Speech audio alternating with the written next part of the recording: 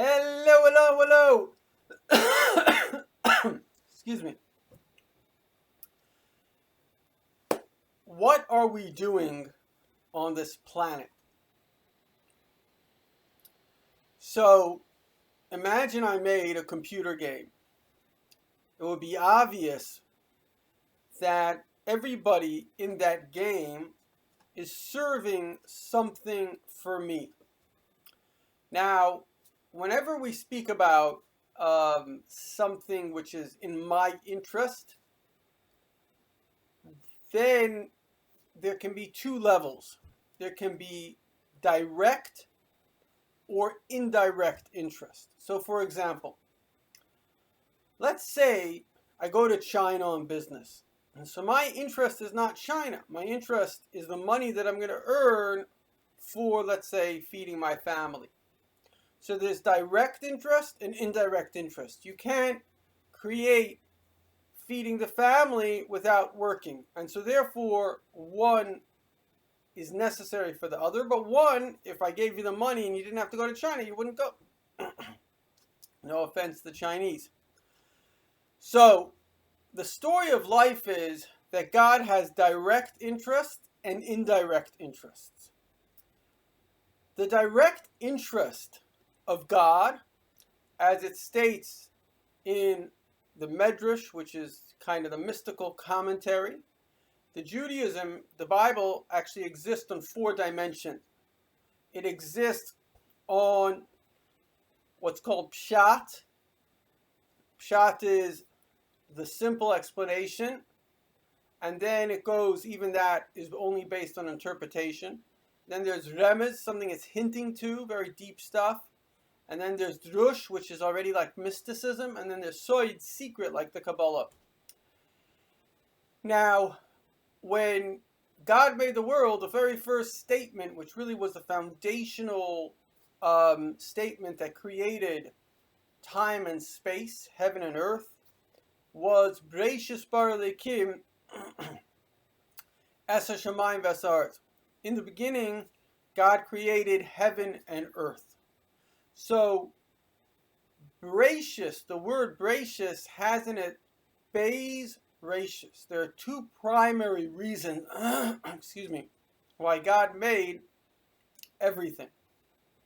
The first is because of the Jewish people, and the second is for the Torah. And in fact, the Medrash goes further. It says, which one precedes the other?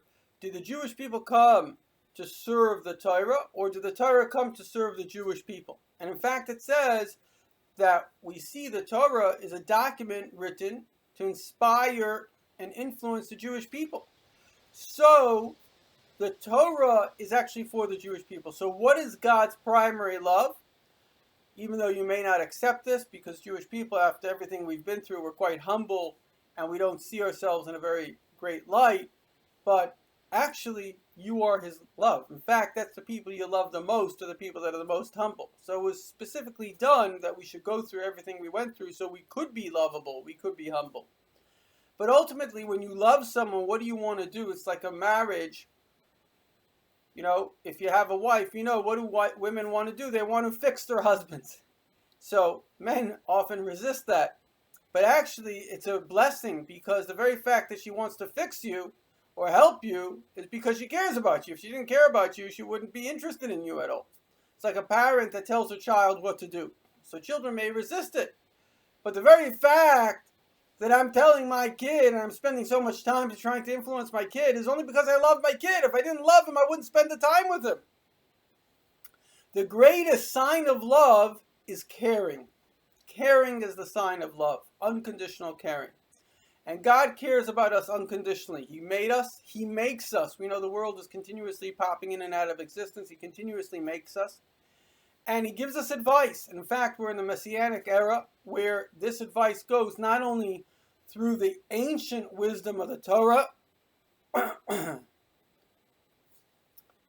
but the wisdom and the direct connection to God comes directly. And let me give you something that changed my life. There's a book I really recommend. It's called 365 Meditations. It's ideas from the Rebbe, made by Tzvi Freeman.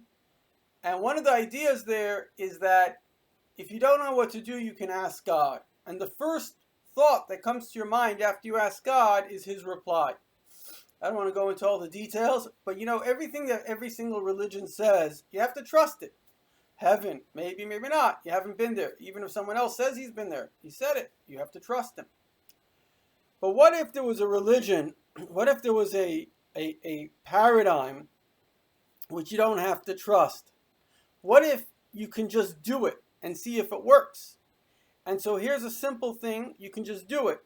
Ask God, and the first thought that comes to your mind, do it and see what happens. Because if it works for you, it means God is connecting. This idea changed my life, and it created a beautiful relationship with God. It wasn't easy. It took me years and years and years, because whenever you're getting close to light, the darkness will try to get you away, because light banishes darkness, and darkness doesn't like light. But as you do it, you'll shed your ego, you'll connect to God, connect to truth, and you will be a light onto the world.